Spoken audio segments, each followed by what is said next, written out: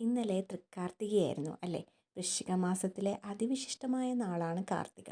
കാർത്യായനി ദേവിയുടെ നാളായിട്ട് കാർത്തികയെ കണക്കാക്കാറുണ്ട്.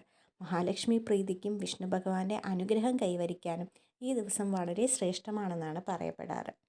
കേരളത്തിലും തമിഴ്നാട്ടിലും ഒരുപോലെ ഈ കാർത്തിക നാൾ വലിയ ഉത്സവമായി കൊണ്ടാടാറുണ്ട്. തമിഴ്നാട്ടിൽ സുബ്രഹ്മണ്യ സ്വാമിയുടെ ജന്മദിനം കൂടിയായി കാർത്തികയെ കണക്കാക്കുന്നു.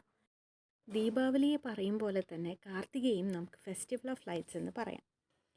സന്ധ്യയ്ക്ക് ഇതുപോലെ ചെരാതുകൾ ഒരുക്കി അവ കത്തിച്ച് വീടുകൾ അലങ്കരിക്കും.